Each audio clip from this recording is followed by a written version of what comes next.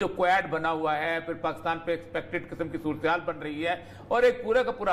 आप ये बताइएगा कि ये सिस्टम अगर अनसर्टेनिटी का ये 3-4 महीने और लग रहा तो पाकिस्तान की इकॉनमी तो गई। तो 3 साल में जो बैरूनी कर्ज है उसमें 26 अरब डॉलर से ज्यादा का इजाफा हुआ है। और आपको याद होगा इलेक्शन में तहरीक इंसाफ ने कर्जे ना लेने के दावे किए थे।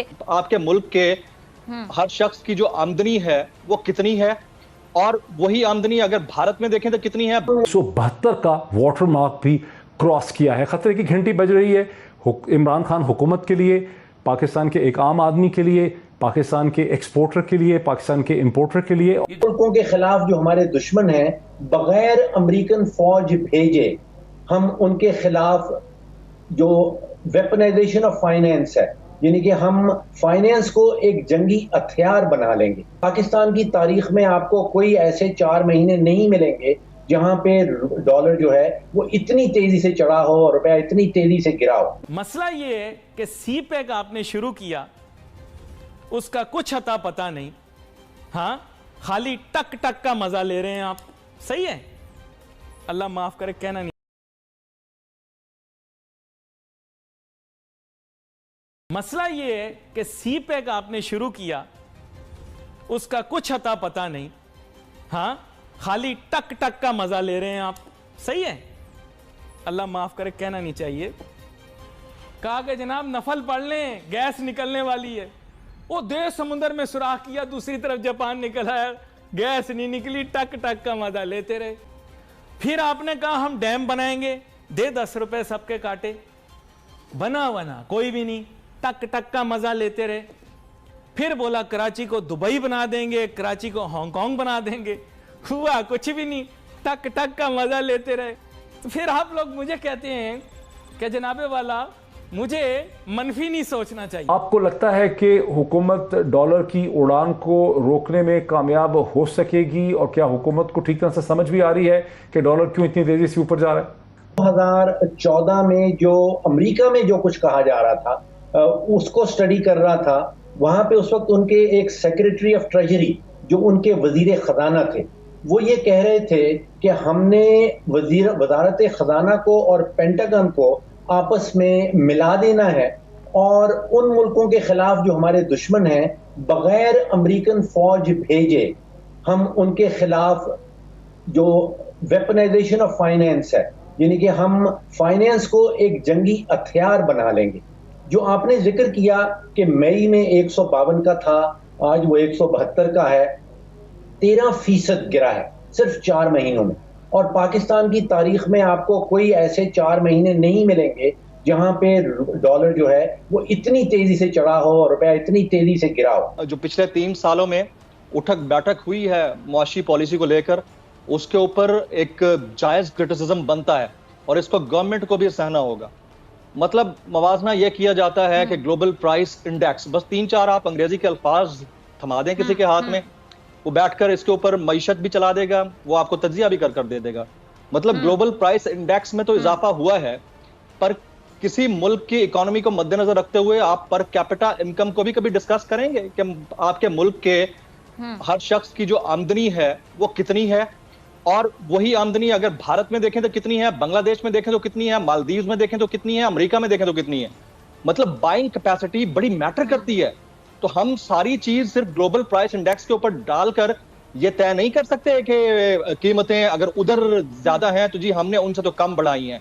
खान साहब को इस बेस के ऊपर कतई तौर पर वोट नहीं मिला था कि वो कीमतें बढ़ाते जाएंगे, महंगाई होती चाहिए। डॉलर आज जो है 172 के 73 के करीब जा पहुंचा है, और ऐसे लग रहा है कि बिल्कुल खुला छोड़ दिया है कि कोई रोक टोक नहीं है, ना कोई हुकूमती सतह पर कोई बयान सामने आ रहा है कि ऐसा हो क्यों रहा है, जा कहाँ रहा है ये डॉलर। देखिए, अफगान सिचुएशन ने बहुत बड़ा इम्पैक्ट डाला है। अफगानिस्तान के अंदर इस वक्त लोगों को हर चीज़ जो डॉलर में सेव करने के चक्कर में है, खुसूसन वो जो अर्बन एरिया के लोग थे स्टेबिलिटी की वजह से उनकी ज़रूरियात हैं वो उसके अंदर ले। पाकिस्तान में चूंकि डॉलर उस हिसाब से वो वहाँ सस्ता हो गया है, यहाँ महंगा है, और वो हमारे हिसाब से महंगा उस हिसाब से नहीं। एक तो ये है कि वो हम रोज़ को 30-35-40 हज़ार बंदा जाता है और वो आता है और डॉलर लेके जा रहे हैं। एक आदमी 10,000 भी अगर लेके जाए तो आप देखें कितना वो एस्टिमेट्स हैं कि 4-5 मिलियन डॉलर तो डेली यहाँ से वहाँ जा रहा है, और वो पहले वहाँ से जहाँ आता था अब यहाँ से वहाँ जा रहा है। दूसरी बात यह है कि आपकी सारी उनकी ट्रेड जो है वो यहाँ से हो रही है, टोटल डिपेंडेंट, ना ताजिकिस्तान है ना ईरान है ना वो।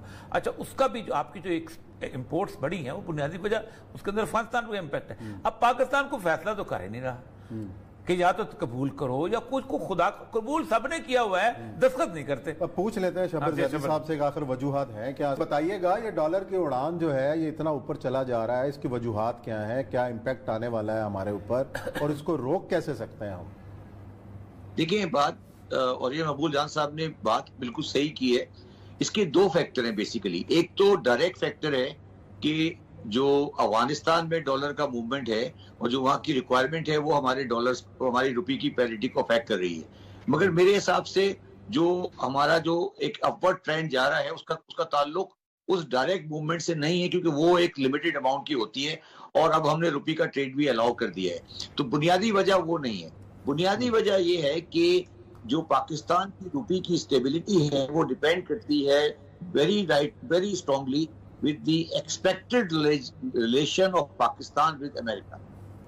और पाकिस्तान और अमेरिका के रिलेशन में एक नफसियाती तनाव है जो कि ये प्रेडिक्ट कर रहा है कि शायद हमें आइंदा दिनों में अमेरिका की वो सपोर्ट या वो चीज हासिल नहीं हो जो पास में हुई है।